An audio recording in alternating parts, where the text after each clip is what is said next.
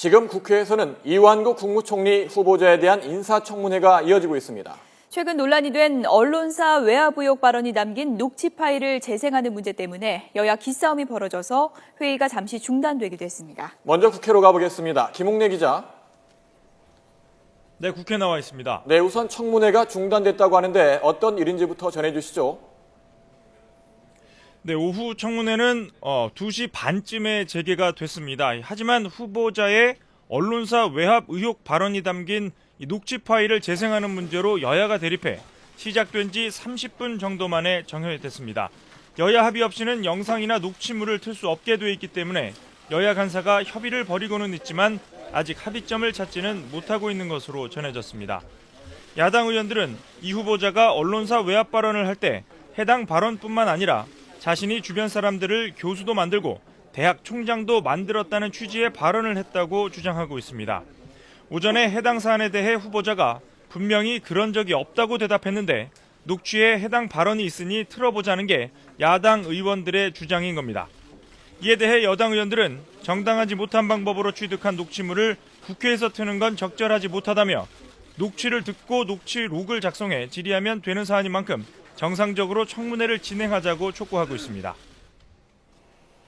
오전 청문회에서는 병역 기피 의혹이 집중적으로 제기됐다고요? 그렇습니다. 오전 청문회에서는 이 후보자의 병역 기피 의혹이 집중 제기됐습니다. 부주 상골이라는 발 부위의 질병으로 보충력 판정을 받은 것과 관련해 야당 의원들은 이 후보자의 설명이 사실과 다르다고 추궁했습니다. 엑스레이 장비가 없는 지방에서 현역 판정을 받고 장비가 갖춰진 대전에서 재검을 받아 보충력 판정을 받았다는 게 이 후보자의 설명이지만 새정치연합 진선미, 진성준 의원 등은 병적 기록표를 보여주며 71년에는 최첨단 장비를 갖춘 서울의 수도 육군병원에서 신검을 받았고 75년에는 충남 초등학교에 있는 작은 이동시설에서 재검을 받았다는 겁니다. 특히 75년에는 후보자가 행정고시 합격 후 해당 지역의 사무관으로 일할 때라서 압력에 의해 병역 기피가 이루어진 것 아니냐고 추궁했습니다. 이에 대해 이 후보자는 워낙 오래전 일이라 기억이 명확하지는 않지만 최근까지 병원 검사를 받은 결과 자신의 발목 질환은 여전하다고 해명했습니다. 직접 들어보겠습니다. 국무총리 후보는 대학생이셨고 서울에서 학교를 다니셨습니다.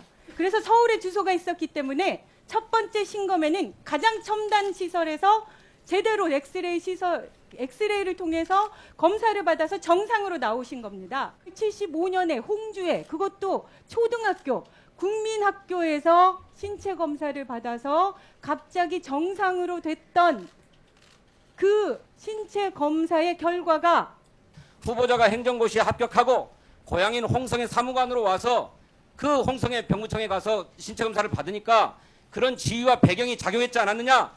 75년도 바로 그 같은 부위 엑스레이가 이겁니다. 지난 2009년도에 이거와 똑같은 엑스레이가 바로 보람의 병원에서 찍은 바로 이 엑스레이입니다. 신검 과정에서의 행정적 절차는 이렇다 하더라도 제 신체적 부위에 불과 6년 전에도 저의 이 부주상골이라고 하는 부위에 문제가 있어서 언론사 외압 의혹에 대한 질의도 이어졌습니다. 야당 의원들은 이미 공개된 녹취록 이외에 이 후보자의 외압 정황을 거론하며 평소 이 후보자의 언론관을 문제 삼았습니다. 이에 대해 여당 의원들은 이 후보자가 평소 언론 자유를 강조하며 김영란법에 언론인이 포함돼서는 안 된다고 주장해왔다는 점을 강조하며 이 후보자를 두둔했습니다. 이어 사적인 자리에서 나온 발언을 녹취해 음성 파일을 야당에 건네 보도가 이뤄진 경위에 대해서도 문제를 제기했습니다. 여당 의원들은 또 이 후보자가 충남도지사 등을 지내며 이뤄낸 성과 등을 볼 때 이 후보자가 국무총리로서 국정을 운영할 능력과 자질을 갖췄다면서 총리가 되면 책임 총리로서의 역할을 충실히 해달라고 주문했습니다. 직접 들어보겠습니다. 공직생활, 정치인 생활을 하시면서 인터뷰라든지 또 저서라든지 특히 김영란법 관련해가지고 후보자께서는 언론인이 대상이 되었다는 점에 대해서 언론의 자유를 침해할 소지가 있으므로 범위가 축소되어야 한다라는 말씀을 하시는 걸 제가 들었습니다. 이 시대에 필요한 총리는 책임 총리가 필요하다 하는 것이 사회적 전반의 기류인데 우리 책임 총리로서의 역할을 다 하실 수 있겠습니까?